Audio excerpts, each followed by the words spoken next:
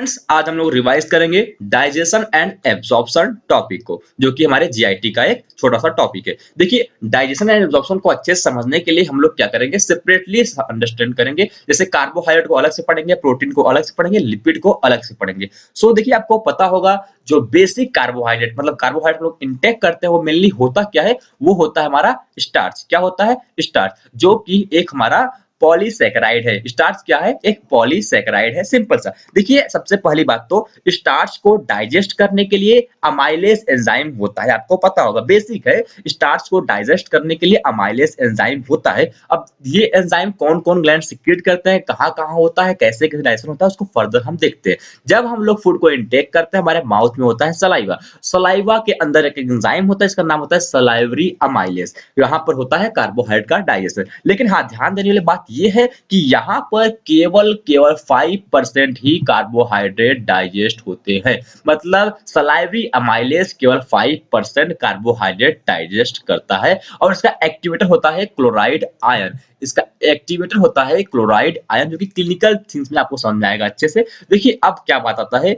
जो salivary amylase है वो हाईली एसिडिक मीडियम में काम नहीं कर सकता। नोट कीजिएगा, सलाइवरी अमाइलेज जो है वो हाईली एसिडिक मीडियम में काम नहीं कर सकता है। मतलब अगर सोचिए, आपका फूड बोलस जो है वो स्टमक में पहुंच गया, उसके ऊपर सलाइवरी अमाइलेज लगा हुआ है, तो क्या वो वहां पर काम कर रहा होगा? डेफिनेटली नहीं कर रहा होगा, क्योंकि स्टमक का जो पीएच है वो हाईली एसिडिक होता है, वहां पर सलाइवरी अमाइलेज काम नहीं करता। इसका मतलब स्टार्च का डाइजेशन हुआ माउथ में, स्टमक में पहुंचने के बाद डाइजेशन रुक गया है। अब आप सोच रहे हो क्या कोई दूसरा एंजाइम आएगा जो कि स्टार्च डाइजेशन करेगा, क्योंकि यहाँ पर तो सलाइवरी अमाइलेज फेल हो गया। लेकिन बात यह है कि वहां पर कोई दूसरा एंजाइम भी नहीं आता है। इसका मतलब है स्टमक में नो एंजाइम फॉर डाइजेशन। किसके डाइजेशन का? कार्बोहाइड्रेट डाइजेशन का। मतलब स्टमक में कार्बोहाइड्रेट डाइजेशन नहीं होता है। उसके बाद जब हमारा फूड स्टमक से इंटेस्टाइन की तरफ मूव करता है, तो आपको पता होगा पेनक्रियास ड्यूडेनम में खुलते हैं, तो पेनक्रियाटिक जो एंजाइम है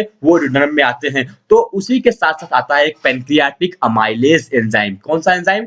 पेनक्रियाटिक अमाइलेज एंजाइम, जो कि कार्बोहाइड्रेट को डाइजेस्ट करता है। मतलब 5% कार्बोहाइड्रेट सलाइवरी अमाइलेज डाइजेस्ट करता है, लेकिन 95% कार्बोहाइड्रेट का डाइजेशन होता है पेंक्रियाटिक अमाइलेज की वजह से। यह कैसे करता है? डेफिनेटली यह लिंकेज को ब्रेक करेगा, क्योंकि उसको कार्बोहाइड्रेट को ब्रेक करना है। तो अमाइलेज पहले तो 1,4 लिंकेज पे काम करता है, 1,4 अल्फा लिंकेज पे काम करता है, जिससे बनता है डाइसैकेराइड, ट्राइसैकेराइड। ट्राइसैकेराइड ट्राइसैकेराइड मतलब लैक्टोज, सुक्रोज, ये सब बनते हैं, जो कि म्यूकोसा तरफ जाते हैं। फिर वहां पे होता है 1,6 लिंकेज का break. At the level of 1,6 linkage break होता है, लास्ट में बनता है ग्लूकोज और फ्रक्टोज। क्या बनता है लास्ट में? मोनोसैकेराइड बनता है, ग्लूकोज और फ्रक्टोज। तो ये हुआ सिंपल सा फंडा कि किस तरह से डाइजेशन होता है कार्बोहाइड्रेट का। अब हम समझेंगे कि डाइजेशन तो हो चुका है, लेकिन कैसे होता है एब्सॉर्प्शन किसका? कार्बोहाइड्रेट का। देखिए, सबसे बेसिक फंडा, कार्बोहाइड्रेट मतलब ग्लूकोज समझिए, क्योंकि लास्ट में मोनोसैकेराइड बना क्या? ग्लूकोज। ये ग्लूकोज जो है अभी हमारे जीआईटी में है, मतलब ल्यूमेन में है। अभी इसको हमें ब्लड के पास भेजना है, फिर ब्लड से हमारा इंसुलिन लेकर के सेल को देगा। मतलब इंसुलिन क्या करेगा? ग्लूकोज को उठाएगा ब्लड से और सेल को दे देगा। लेकिन पहले हमें ये हमारे ब्लड तक तो पहुंचाना है। तो ब्लड तक कैसे पहुंचता है ग्लूकोज, उसको समझते हैं। ब्लड तो दूर की बात, पहले तो उसे इंटेस्टाइनल सेल के पास जाना पड़ेगा, क्योंकि देखिए, ये हमारा ल्यूमन हुआ, उसके बगल में होता है इंटेस्टाइनल सेल, फिर आती है हमारे ब्लड वेसल्स। देखिए, आपको पता होगा सेल्स जो ल्यूमन के साइड होता है उसको बोलते हैं एपिकल एंड, जो उसके अपोजिट होता है उसको बोलते हैं बेसोलेटरल एंड। तो पहले ल्यूमन से यहां पर पहुंचाना है। लेकिन ध्यान देने वाली बात यह है कि ग्लूकोज को अगर ल्यूमन से जाना है इंटेस्टाइनल सेल में के, तो वहां पर कोई उसको एक ट्रांसपोर्टर की जरूरत होती है। और देखिए, ग्लूकोज कभी अकेला नहीं जाता है, वह सोडियम के साथ ही जाता है। तो उस ट्रांसपोर्टर का नाम होता है सोडियम ग्लूकोज ट्रांसपोर्टर। क्या होता है? SGLT।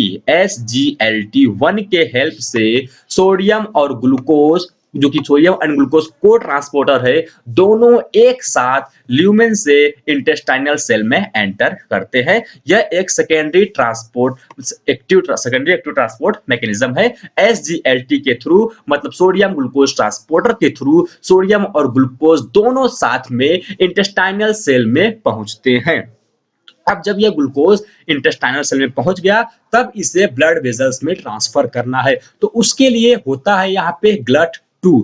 आपने पढ़ा होगा GLUT2, जो कि GLUT2 होता है यहाँ पर, वह क्या करता है, GLUT2 की हेल्प से जो हमारा ग्लूकोज है इंटेस्टाइनल सेल में, वह ब्लड वेजल्स में पहुंच जाता है। उसके बाद फर्दर इंसुलिन रोल प्ले करता है और इसका यूज किया जाता है, लेकिन हमें पढ़ना है केवल एब्जॉर्प्शन तक। तो इस तरह से ग्लूकोज का एब्जॉर्प्शन होता है। और अगर फ्रुक्टोज की बात करें तो यहाँ पे GLUT2 की जगह पर यहाँ पे GLUT5 होता है। देखिए 5 fructose, GLUT2 2 for glucose and 5 for fructose.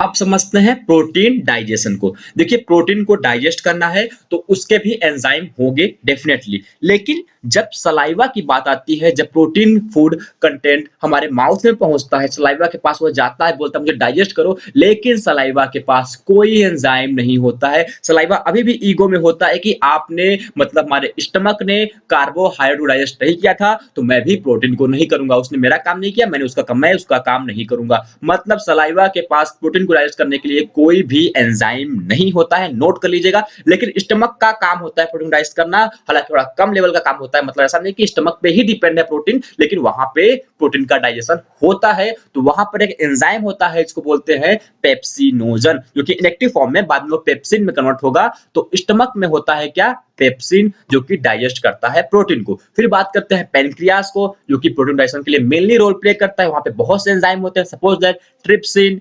Chymotrypsin, carboxypeptidase, aminopeptidase, ये होते हैं 4 एंजाइम। लेकिन देखिए इसमें से कुछ एंजाइम क्या है, एंडोपेप्टाइडेज हैं, कुछ एंजाइम एक्सोपेप्टाइडेज हैं। मतलब कुछ एंजाइम जो हैं वह एंड रीजन पे, मतलब act on the bond in the end region, और कुछ इंटीरियर रीजन पे काम करते हैं। देखिएगा आपको याद करना है कौन से एंजाइम एंडोपेप्टाइडेज है, कौन से एंजाइम एक्सोपेप्टाइडेज है। तो देखिए जो आम कार होती है, मतलब जो हर लोगों के पास कार होती है, आम कार होती है, वो जनरली बाहर देखने को मिल जाती है, मतलब एक्सो साइड पर देखने को मिल जाती है। तो हम लोग बोलेंगे आम कार एक्सोपेप्टाइडेज। आम मतलब अमीनोपेप्टाइडेज, कार मतलब कार्बोक्सीपेप्टाइडेज, जो क्या है, एक्सोपेप्टाइडेज है। आम कार बाहर देखने को मिलती है, इसलिए अमीनोपेप्टाइडेज और कार्बोक्सीपेप्टाइडेज क्या है, एक्सोपेप्टाइडेज। और बाकी ट्रिप्सिन, केमोट्रिप्सिन, पेप्सिन, ये सब क्या है, एंडोपेप्टाइडेज। फिर बोलता हूं आम कार एक्सोपेप्टाइडेज, बाकी पेप्सिन, ट्रिप्सिन, केमोट्रिप्सिन एंडोपेप्टाइडेज हैं। अब बात करते हैं कैसे होता है डाइजेशन प्रोटीन का। देखिए मुझे पता है थोड़ा फास्ट मैं चल रहा हूं, लेकिन हाँ ये फास्ट सीरीज है तो फास्ट ही चलूंगा, लेकिन हाँ टॉपिक कोई भी छूटने वाला नहीं, कोई भी कॉन्सेप्ट स्किप करने वाला मैं नहीं हूं। जो भी इंपॉर्टेंट है यहाँ पे कवर होंगे। फिर बात करते हैं एंजाइम फॉर पेनक्रियास आर। देखिए आपको पता है डेफिनेटली कि जो पेनक्रियास के एंजाइम है वह हमेशा जनरली इनएक्टिव फॉर्म रहते हैं जब तक उन्हें काम नहीं करना होता, क्योंकि नहीं तो वो खुद को डाइजेस्ट कर देंगे, क्योंकि प्रोटीन तो हर जगह है ना, हर एक सेल में है, वो खुद को डाइजेस्ट कर देंगे। इसलिए वहां के एंजाइम को इनएक्टिव फॉर्म में रखा जाता है। लेकिन जब ये एक्टिव होते हैं, देखिए प्रोटीन मेनली है क्या, डाइपेप्टाइड और ट्राइपेप्टाइड से मिलकर बनता है प्रोटीन, पेप्टाइड से मिलकर बनता है प्रोटीन, अमीनो एसिड से। तो जो ये एंजाइम होते हैं, मतलब पेप्टाइडेज हैं ये सब ना, तो ये सब क्या करेंगे, प्रोटीन को ब्रेक करेंगे डाइपेप्टाइड एंड द ट्राइपेप्टाइड में। कौन, पेप्टाइडेज, इसको प्रोटीन को ब्रेक कर देते हैं डाइपेप्टाइड और ट्राइपेप्टाइड में। तो देखिए जो ये प्रोटीन है वह पेप्टाइडेज की हेल्प के द्वारा डाइपेप्टाइड और ट्राइपेप्टाइड में कन्वर्ट हो जाता है।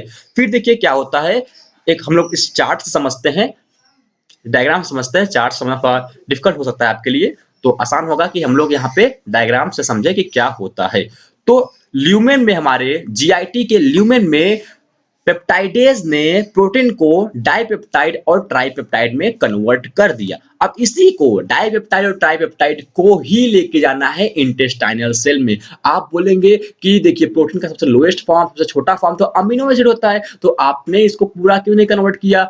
तो भाई अमीनो एसिड में बनेगा, लेकिन यह ल्यूमेन में नहीं ब्रेक होता है। डाइपेप्टाइड और ट्राइपेप्टाइड अमीनो एसिड में कन्वर्ट होता है, लेकिन वह इंटेस्टाइनल सेल में होता है। तो पहले इसको इंटेस्टाइनल सेल में भेजेंगे, तो डाइपेप्टाइड और ट्राइपेप्टाइड को इंटेस्टाइनल सेल में भेजना है। देखिए जब ग्लूकोज को भेजना था तो हमने लिया था सोडियम का हेल्प, लेकिन जब हमें डाइपेप्टाइड ट्राइपेप्टाइड को भेजना है तब हम लेंगे हाइड्रोजन का हेल्प, और इसको बोलेंगे पेप्टाइड ट्रांसपोर्टर। जो चैनल होगा उसको ट्रांसपोर्ट करेगा, उसको बोलेंगे पेप्टाइड ट्रांसपोर्टर, जो कि हाइड्रोजन आयन को भी साथ में ले जाएगा और डाइपेप्टाइड और ट्राइपेप्टाइड को भी साथ में ले जाएगा। तो हमारा डाइपेप्टाइड और ट्राइपेप्टाइड इंटेस्टाइनल सेल में पहुंच चुका है। अब क्या होगा देखते हैं। तो वहां पर होता है एक एंजाइम साइटोप्लाज्मिक प्रोटीएसेस। साइटोप्लाज्म मतलब सेल के साइटोप्लाज्म में प्रेजेंट है, इंटेस्टाइन के सेल में प्रेजेंट है। प्रोटीएस मतलब प्रोटीन को ब्रेक करेगा, तो डाइपेप्टाइड ट्राइपेप्टाइड को ब्रेक करके वो बना देता है लास्ट में अमीनो एसिड। क्या? Amino acid. खुश हो गए आप? अमीनो एसिड बन गया। अब इस अमीनो एसिड को भेजना है कहां पे?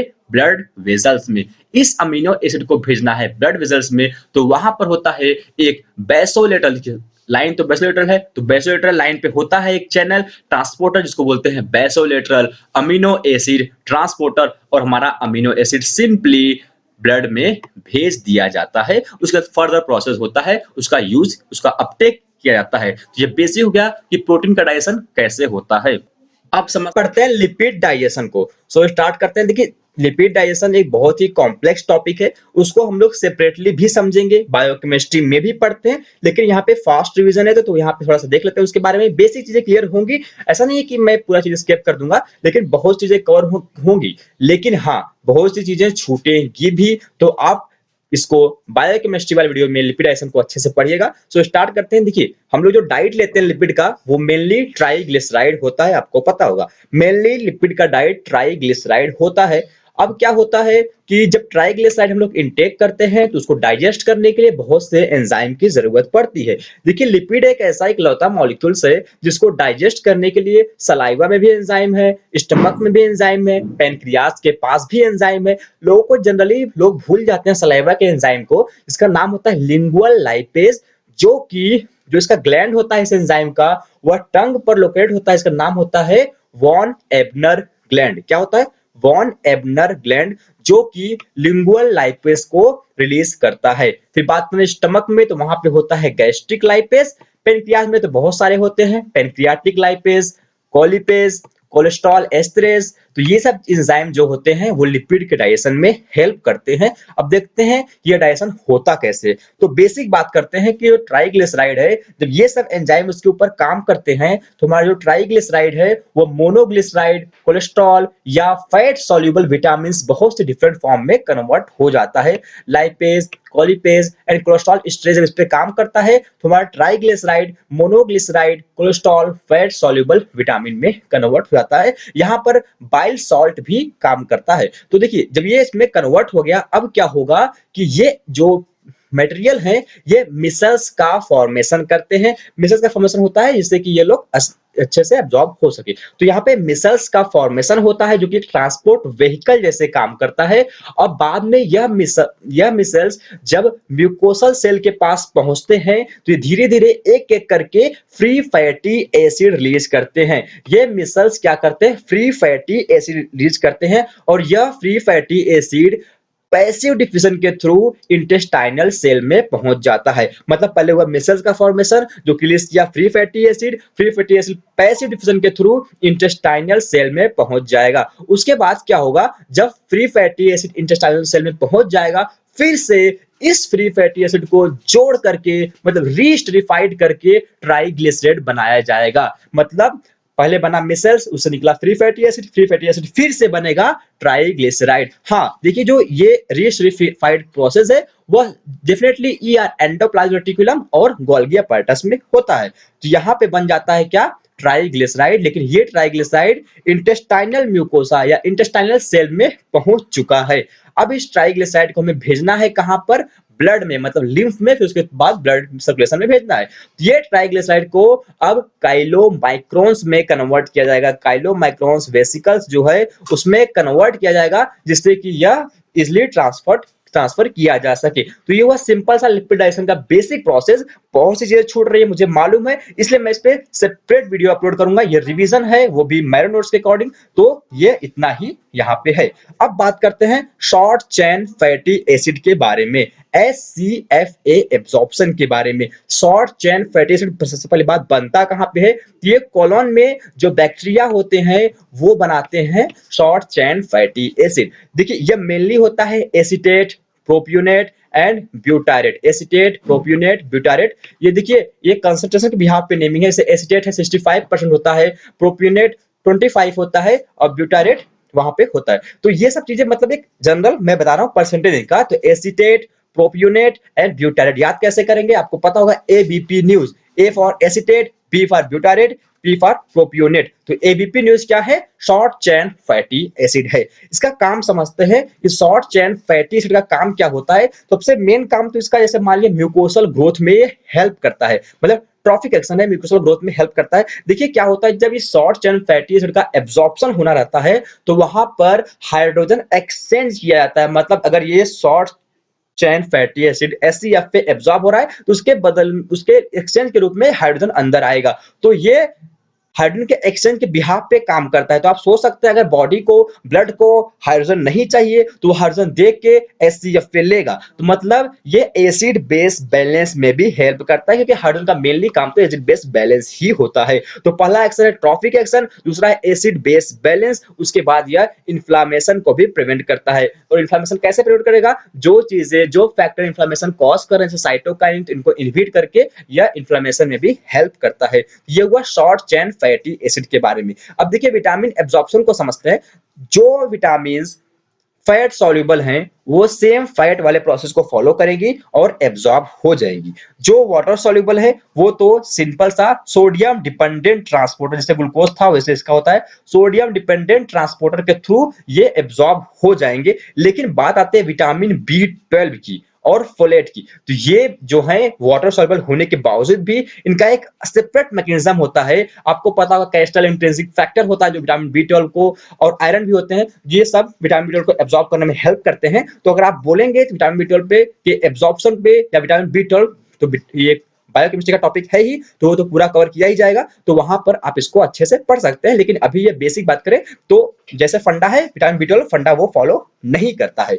अब आता है आयरन एब्जॉर्प्शन, तो इसको डिटेल में पढ़ते हैं नेक्स्ट वीडियो में। Thanks for watching the video. अगर वीडियो अच्छा लग रहा होगा, सीरीज अच्छा लग रहा है रिवीजन का, तो प्लीज लाइक कीजिएगा। मिलते हैं नेक्स्ट वीडियो में।